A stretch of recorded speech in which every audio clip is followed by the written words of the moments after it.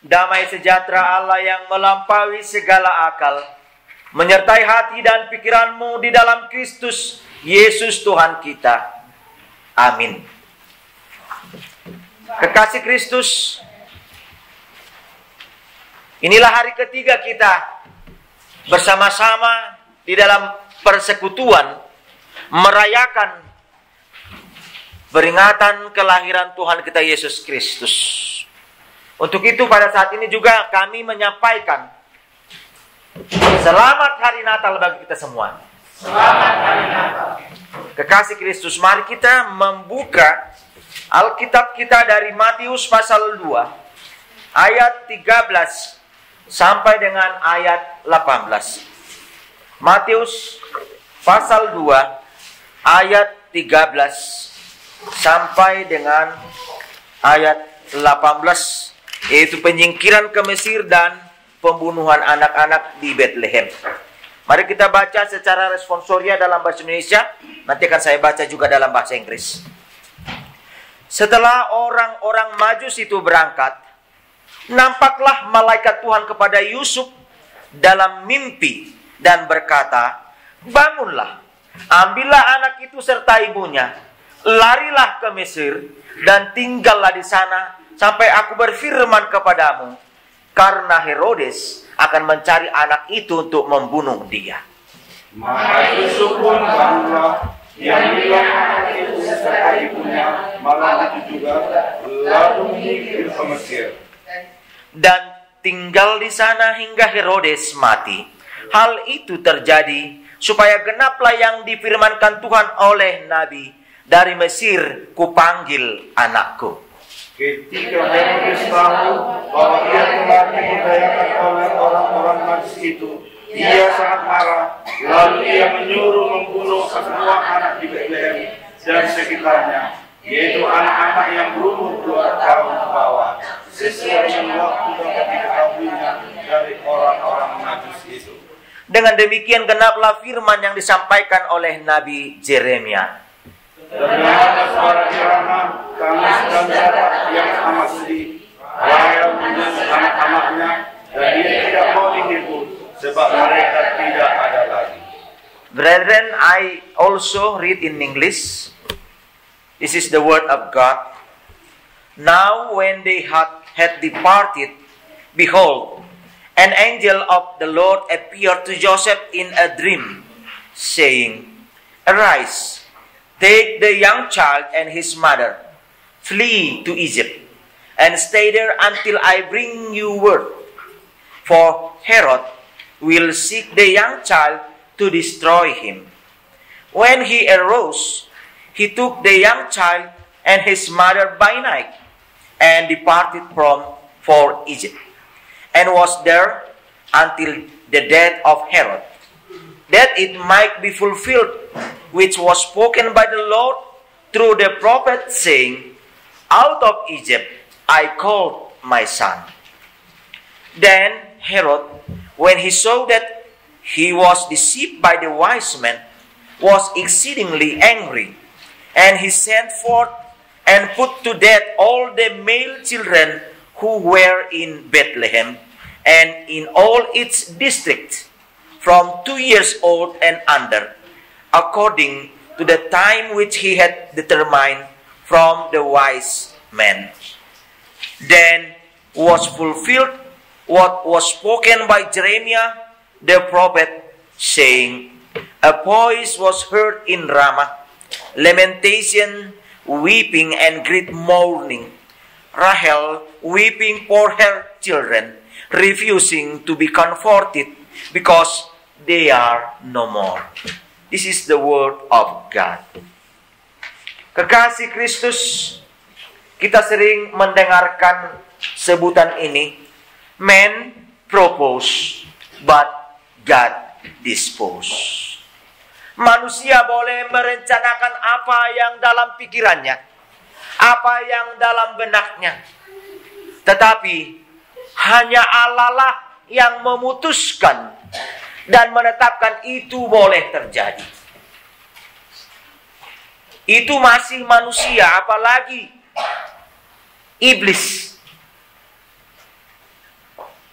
dalam melakukan kehendaknya, iblis bertanya kepada Allah, bolehkah aku melakukan ini? Lalu apa kata Allah kepada iblis ketika iblis mau mencobai Ayub? Silakan. Mau mencobai hambaku Yakub? Silakan. Tetapi nyawanya itu adalah milikku, kepunyaanku. Engkau tidak berhak mengambilnya. Ini yang kita lihat pertama sekali, bahwa memang kuasa ada di tangan Tuhan. Karena dialah yang mempunyai kuasa. Dialah yang menciptakan seluruh dunia beserta dengan isinya. Memang Allah memberikan kesempatan kepada iblis untuk mencobai di tengah kehidupan kita. Disinilah kita saatnya berseru, menyerah, surrender akan hidup kita. Disinilah kita dapat melihat bagaimana kuasa mukjizat Allah yang diberikannya kepada yang tanggap, kepada yang peka atau yang respon terhadap panggilannya, kata hatinya. Ini yang boleh kita lihat, bagaimana kasih Allah melingkupi setiap hati insan, orang percaya yang senantiasa terbuka akan pemeliharaan tuntunan daripada Tuhan. Apa yang terjadi dalam kitab yang telah kita baca pada saat ini? Yosef tanggap, Maria tanggap, dan Yesus sendiri yang baby pada saat itu juga bagian daripada ketanggapan. Jadi satu harmoni di tengah keluarga itu, sebagai suami, sebagai istri, anak, tanggap akan kata hati, tanggap akan suara Tuhan. Karena apa yang terjadi pada saat ini? Herodes merencanakan untuk membunuh Yesus. Herodes merasa bahwa kuasa yang ada padanya akan turun, akan lengser, akan jatuh oleh datangnya seorang raja yang telah dikatakan oleh wise men itu, orang Majus itu. Herodes menjadi bertanya-tanya, who is he? Siapakah dia gerangan yang akan menggulingkan jabatanku ini? Ketakutan melanda Herodes, kecemasan melanda, dan kekhawatiran membuat dia gusar. Apalagi setelah orang Majus yang disuruhnya, datanglah kepadaku setelah kalian melihatnya. Namun apa yang terjadi dalam diri Herodes? Herodes adalah orang yang munafik. Herodes berpura-pura manis. Herodes memberikan perkataan yang manis, tetapi di balik daripada perkataan itu semuanya kebohongan, penipuan, kepalsuan. Herodes telah merencanakan, nanti setelah orang Majus ini kembali dan memberitahukan di mana dan siapa itu raja yang akan datang, maka aku akan menghabiskannya supaya tidak ada yang mengganjal kuasaku, yang mengganjal rencanaku, yang mengganjal pikiranku. Demikian yang terjadi di tengah kehidupan kita. Kuasa-kuasa kegelapan, roh-roh jahat, hati kita selalu ingin dikuasai, selalu ingin dicampuri, selalu ingin kita diperhamba dan diperbudak oleh kuasa tersebut. Sehingga dengan adanya kuasa itu menguasai hidup kita, apa yang terjadi? Kecemasan dan ketakutan, kekhawatiran melanda kehidupan kita. Sehingga hati yang cerah, pikiran yang cerah kadang-kala tertutup. Pikiran kita tidak terbuka akan melihat kasih Allah yang senantiasa tercurah di tengah kehidupan kita. Kadang-kadang kita sudah tidak melihat lagi bahwa curahan roh Allah, penyertaan Allah, berkat-berkat Allah di tengah kehidupan kita seolah-olah tidak ada lagi. Atau mungkin karena ditutup oleh pikiran yang kacau, yang di dalam kekacauan, maka kadang-kala kita merasa, ya sudahlah, semuanya itu adalah bagian daripada pekerjaanku, bagian daripada hidupku, bagian dari perlakuanku. Aku dapat melakukannya. Kekasih Kristus, mari kita tanggap seperti Yosef pada saat ini. Apa yang terjadi setelah malaikat dalam mimpinya mengatakan kepada Yosef, "Hai Yosef, bawalah ibunya dan anaknya." Anak tersebut, bawalah Maria dan Yesus, karena Herodes akan berencana membunuh bayi itu. Apa yang terjadi? What happened? And then suddenly the night, Joseph bring his wife, bring Mary, bring the infant Jesus to go escape to Egypt. Pergi melarikan diri ke Mesir. Lalu mari kita melihat, ternyata Yesus juga adalah refugee. Yesus yang kita sembah itu, Yesus yang kita kenal itu, Yesus yang kita sayangi itu, Yesus yang kita sebut Tuhan itu, ternyata dia adalah seorang refugee, pengungsi. Dia awali hidupnya dengan pengungsi. Tepatlah apa yang dikatakan bahwa kita ini adalah musafir yang tidak mempunyai tempat kehidupan di dunia ini.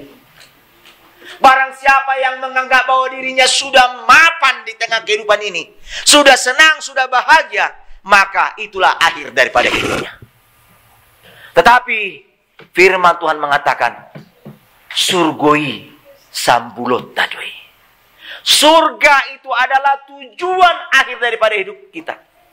Sehingga kalau kita mendengarkan kematian bukanlah sebagai akhir, tetapi kematian itu sebagai lanjut, parhitean, sebagai penghubung kita untuk memasuki kehidupan yang selama-lamanya. Kekasih Kristus, mari kita melihat dengan demikian, campur tangan Allah senantiasa ada di tengah kehidupan kita. Mari kita melihat sekarang mengolah di tengah kehidupan kita. Masih adakah campur tangan Allah di tengah kehidupanku sekarang? Di tengah kehidupan keluargaku sekarang ini? Di tengah kehidupan anak-anakku? Di tengah kehidupan karyaku? Di tengah kehidupan persekutuanku? Masihkah Allah campur tangan di sana? Masihkah Allah campur tangan di tengah kehidupan negara ini, negara Indonesia? Masihkah Allah campur tangan dengan persekutuan di gereja di mana kita berada? Kekasih Kristus, firman Allah meneguhkan kita, mengingatkan kita, campur tangan Allah hanya bila kita masuk ke dalam rencana Allah. Hanya bila persekutuan masuk dalam rencana Allah, hanya bila hidupmu masuk dalam rencana Allah, hanya bila gereja, entah gereja apapun itu masuk dalam rencana Allah. Jika tidak, boleh saja disebut ada gereja, tetapi dirinya, bangunannya semata saja, keindahannya saja, tetapi orang-orangnya mungkin sudah lenyap, sudah hilang karena Allah sudah tidak berada di gereja itu. Gereja itu sudah ditinggalkan. Kekasih Kristus, firman Tuhan pada saat ini mengingatkan kita, mengajak kita untuk campur tangan Allah di tengah kehidupan kita. Sebagaimana Yosef dalam mimpi itu, Allah memberikan perlindungan kepada dia, sehingga kecelakaan yang akan menimpa dia, menimpa keluarganya, avoid, dapat dicegah karena Allah campur tangan. Lalu mari kita melihat juga bagaimana dunia ini dengan politiknya, dengan keadaannya, dengan rencananya. Inilah peristiwa kedua terjadi, peristiwa yang sama. Yang pertama di mana? Apa? Peristiwa yang kita baca tadi atau yang kita dengarkan saat ini. Apa yang terjadi? Sejarah terulang kembali. Yaitu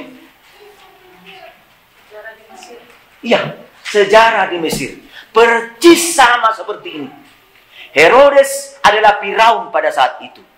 Yesus adalah Musa pada saat itu. Pembunuhan anak-anak adalah pembunuhan yang dilakukan oleh Firaun pada saat itu. Karena Firaun merasa terancam. Karena Firaun merasa tercekam. Dengan lahirnya Musa, maka apa yang terjadi? Keselamatan dipersiapkan. Makanya dikatakan, from Egypt I called out my son. Dari Mesir saya panggil anakku keluar. Dari perbudakan saya panggil anakku keluar. Lalu dari perbudakan dosa Yesus memanggil kita. Inilah yang kita rayakan pada saat ini. Kelahiran Yesus Kristus. Dia datang dalam kesederhanaan. Dia datang di bagasa katoruhon niroha. Majoput tita. Sian haru maroni. Mengambil kita dari kekotoran itu. Yesus sendiri datang ke tempat perbudakan itu. Kita yang sudah diperbudak oleh dosa, kita yang sudah diperhamba oleh dosa, kita dibenarkan dengan kedatangan Yesus Kristus. Kekasih Kristus, marilah kita menjadi teamwork yang baik. Sebagaimana Yusuf, Maria, dan Yesus, mereka mencari perlindungan Allah. Keluarga-keluarga baik pribadi, baik persekutuan diajak pada saat ini dengan sebutan iko saudo sakat ni debata. Rencana Allah akan terjadi, harus terjadi. Bagaimana kita dapat menyaksikan, bagaimana kita dapat merealize kerajaan Allah di tengah kehidupan kita, sebagaimana firman Tuhan pada saat ini. Kita sering menyanyikan don don don don don don. Ya, safe in the arm of Jesus, sonang di labung Yesus. Sonang di labung Yesus, alay mabiar. Aman, ya, safe in the arm of Jesus, but I'm afraid so. Hati yang mendua. Keraguan sering sekali memisahkan hubungan kita dengan Tuhan. Kasih Kristus.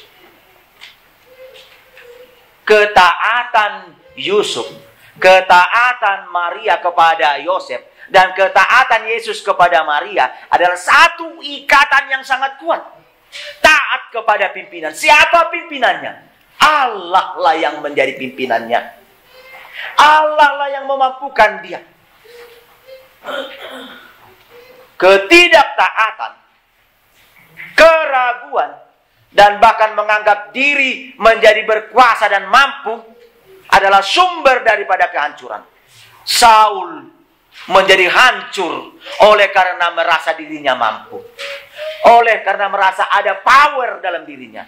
Kuasa dia.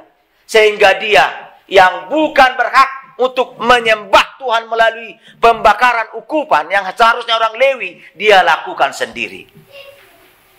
Allah mengatakan, jangan ambil ini, jangan ambil itu, atau hukum semuanya itu, hukum semuanya itu. Ah Tuhan, aku mau pakai ini untuk persembahan kepada Tuhan.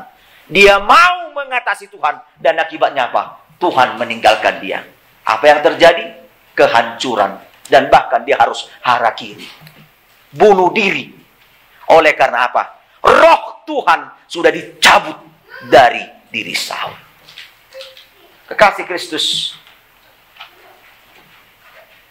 kepemimpinan Tuhan senantiasa diperlukan. Karena musuh tidak akan berhenti untuk merongrong orang yang benar. Semalam pada ibadah ini saya dapat namanya Carry Ten Boom. Jika iblis tidak dapat membuat kita jahat, maka dia akan membuat kita sibuk. Carry Ten Boom. Jika iblis tidak dapat membuat kita melakukan pembohongan, penipuan, penjahatan, pembunuhan, maka yang akan terjadi apalah? Dia akan membuat kita sibuk untuk bercakap-cakap begini. Dia akan membuat kita sibuk untuk lupa akan panggilan Tuhan kepada kita. Dia akan membuat kita sibuk untuk lalai. Ya, kadangkala kita sudah berencana untuk setiap pagi membaca firman Tuhan satu-satu pasal contohnya. Tapi kadangkala adalah kesibukan yang datang dari anak, kesibukan melalui telepon, kesibukan melalui adanya sesuatu perbedaan paham pendapat antara suami dan istri dengan anak.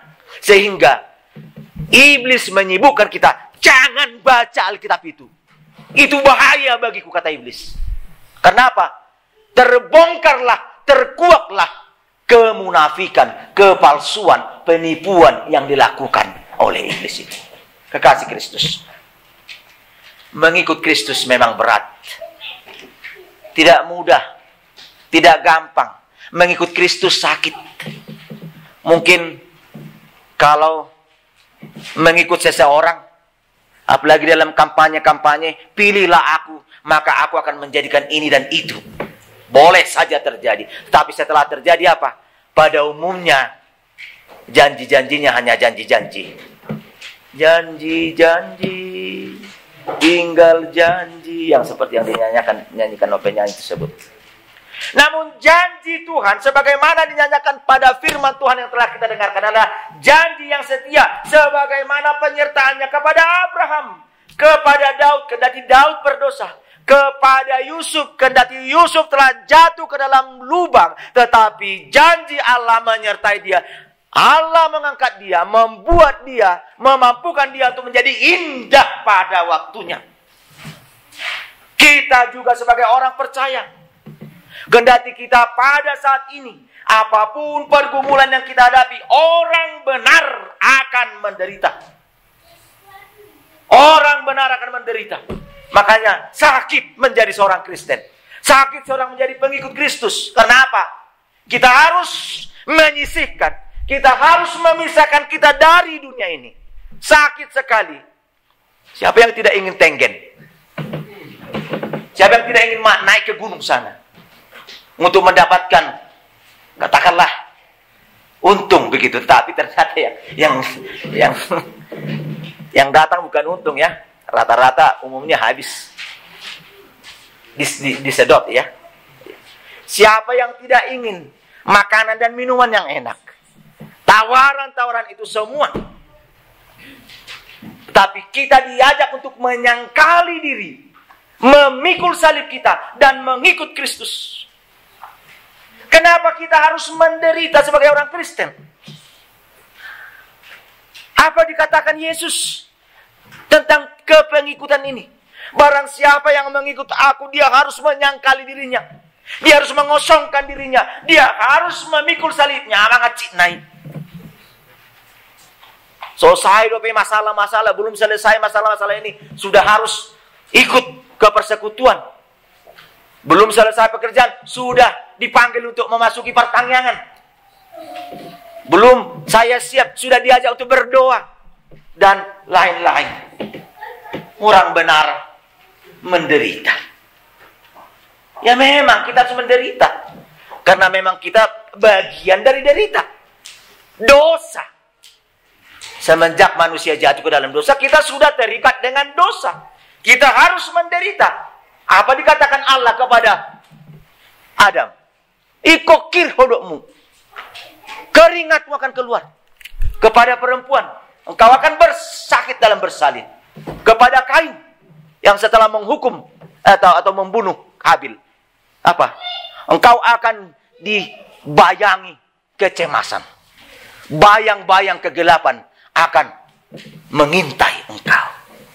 Asalnya dosa. Dan hidup kita sudah berdosa. Hidup kita digocok oleh iblis. Dan tidak cukup digocok saja, digauri. Tetapi datang lagi, dianiaya dia. Dianiaya. Seperti saudara kita sekarang yang di Bandung, di Rancaikek. 7 gereja. Bukan hanya KBP. Betani. Pentakosta. Juga mengalami penderitaan sekarang. Kalau kita masih enak-enak duduk sekarang merayakan Natal ini, kalau mereka di jalan pun ditolak, dicekam, diteror. Kasih Kristus. Firman Tuhan pada saat ini mengingatkan kita. Kalau aku hingga pada saat ini mendapatkan kebahagiaan seperti ini, tidak seperti saudaraku yang mengalami penderitaan di sana, apa yang harus aku ucapkan? Apa yang harus aku saksikan? Apa yang harus aku persembahkan? Kekasih Kristus. Orang benar, kendati menderita, dapat bertahan dan mempunyai ketekunan. Karena apa? Dia memiliki pikiran Kristus. Songon parohaun Yesus Kristus ma parohaun muna. Imitasi Kristi. Karena kita adalah image of God. Gambar daripada Allah. Namun gambar itu kita sendiri yang merusaknya. Dengan perlakuan, tindakan, dan perbuatan kita. Gambar itu diolah kembali, diperbaiki Yesus Kristus. Disalib di bukit Golgota. Ya Bapa. Marpamuati maroham. Aidang diboto nasi dan nabi nain. Ampunilah mereka karena mereka tidak tahu apa yang mereka perbuat. Apa yang terjadi di sana? Yesus tidak menyalahkan orang Yahudi. Yesus tidak menyalahkan Petrus yang mengkhianat itu. Yesus tidak menyalahkan Magdalena, murid-murid yang lain, orang-orang yang mengeluhkan Hosianna, tetapi sebentar berbalik, bunuh dia. Apa yang terjadi? Kristus menang. Kristus menang di kayu salib itu. Ke dalam tanganmu kuserahkan seluruh hidupku. Tidak ada dikatakan, hukumlah Bapak orang Yahudi itu, hukumlah si Petrus yang menyangkal aku itu. Tetapi Yesus mengatakan, ke dalam tanganmu kuserahkan seluruh hidupku. Inilah bagian daripada iman yang bertumbuh, yang Tuhan tawarkan kepada kita saat ini. Dikala kita merayakan Natal, kendati pergumulan dan persoalan telah kita lewati di tengah pelayanan, di tengah persekutuan, di tengah kesaksian. Tidak ada yang menang. Bukan kamu yang menang, bukan sana yang menang, tapi Kristus yang menang. Kristuslah yang memampukan kita. Dan tugas sebagai pemenang di dalam Kristus adalah panggilan untuk bersekutu, bersaksi, dan melayani. Jangan katakan, kalau itu datang, aku pergi. Tidak. Panggilan Tuhan mengingatkan kita pada saat ini. Mari kita bersaksi, memuliakan nama Tuhan. Memiliki pikiran Kristus berarti dimampukan untuk menjadi seperti Kristus. Yang kedua, dapat bertahan karena kita bertumbuh dan mengalami perkembangan, perubahan. Sering kita dengarkan perkembangan atau perubahan yang dialami oleh kepompong. What is kepompong in English?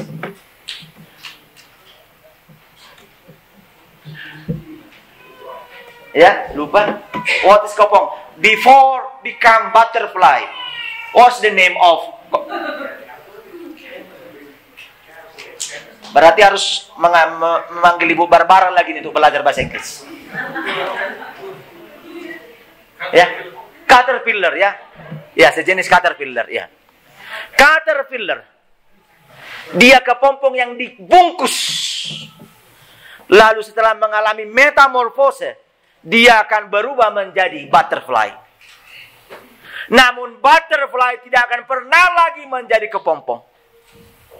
Kepompong yang biasanya berada di air, di rawa-rawa, di tempat yang lembab, dari sanalah dia menetas dan menjadi butterfly. Namun ketika butterfly kembali ke tempat yang lembab itu, maka dia akan terjerembab dan mati. Sebagai yang telah mengalami pembaharuan, kita diajak untuk menyempurnakan kepenuhan daripada Kristus. Sempurnakanlah kepenuhan ini. Gohima halalas irohakon. Sadama parohamu, saroha sapikiramamu. Filipi 2 ayat 2. Itulah firman Tuhan pada saat ini yang mengajak kita untuk melihat kepenuhan, pembaharuan di dalam Kristus. Dan yang ketiga, kita adalah dapat bertahan karena kita pembantu dalam kepentingan rencananya, kerajaannya. Ya. Kita adalah pembantu. Makanya Yesus mengatakan, siapa kasih sama aku? Isa do guarod damang, isa do guarod dainang. Siapakah ayahku? Siapakah ibuku? Siapa? Yang melakukan kehendak Allah. Namangulahun lomoni rohani debatan. He who do the right thing according to the God's will is the family of God. Demikian kepada saudara-saudara kami yang pada saat ini, kepada Brandy yang akan menerima confirmation today, ya, dikatakan bahwa only the word of God, the only path to get the eternal life. And because there are 3 tasks of the confirmation. The first is to confess every time. To confess that we have eternal life. How can we get eternal life? Through our doing every day. The second is how to obey God. Is to leave the sin, to obey the word of God until to the end of life. And then the third one, to appreciate the true faith from the Old Testament and the New Testament. So, to become mature in Christ is mean that you practice in your everyday, in your practical life, how to dedicate life to God forever. That's the aim of the night city or the confirmation. You dedicate your life to God by doing the right in your family, to your husband, to your son and daughter, and to your community. This is to dedicate as God has told you, has asked you to become His witness in everyday your life. Demikian juga pada saudara Ibnu yang akan menerima baptisan pada saat ini. Berat meninggalkan keyakinan yang lama untuk beralih kepada keyakinan yang baru. Namun panggilan itu senantiasa terngiang jika kita merelakan hati kita, hidup kita surrender kepada rancangan dan rencana Allah dalam kehidupan kita. Apa yang pertama kita lakukan? Sebagaimana agenda dikatakan, kita mengaku akan dosa kita. Kita menyesal atas perbuatan kita. Kita menjauhkan dosa dan perbuatan jahat. Mengaku Kristus mati di salib demi keselamatan. Rajin bersekutu dengan Allah. Jemaat yang hidup bersaksi akan iman yang benar, menyaksikan pengakuan iman kita, dan menerima baptisan itu di dalam penyerahan diri. Dibaptis bukan hanya berarti menjadi seorang yang Kristen, tetapi dibaptis, dimasukkan ke dalam kematian dan kehidupan Kristus. As in Filipi 1 ayat 21 mengatakan, Kristus adalah kehidupan dan laba adalah kematian. Bahwa mengikut Kristus mati hidup adalah di dalam Tuhan. Demikian juga dengan baptisan anak-anak pada saat ini kepada 2 keluarga yang membawa anak-anak. Baptisan adalah menerima anak dibaptis dengan sepenuh hati. baptisan atau konfirmasi bukan hanya sebatas menerima secari kertas untuk menjadi syarat. Tetapi baptisan atau konfirmasi adalah bagian daripada pengakuan kita bukan milik kita lagi. Hidupku bukanlah aku lagi, tetapi hidupku adalah Yesus yang memiliki aku. Membaptis anak-anak, memberikan anak-anak dibaptis adalah mengingatkan orang tua akan nasihat dan firman yang telah diberikan Tuhan. Itu sebagai bagian daripada estafet. Sebagaimana orang tua kita telah memberikan itu kepada kita pada saat yang lalu. Kitalah sebagai orang tua yang sekarang ini memberikan itu kepada anak-anak kita. Dan anak-anak kita kelak yang memberikan itu kepada keturunan kita. Membawa ke gereja. Menjadi gereja yang hidup. Kita sangat bangga sekali ketika Natal tanggal 24. Anak-anak, remaja dan pemuda dapat bersama. Apa yang dapat kita lihat di sini? Apakah hanya sebatas mereka nyanyi Jesus loves me this atau Mary's boy child Jesus Christ? Itu sajakah yang kita lihat hanya sebatas hiburan?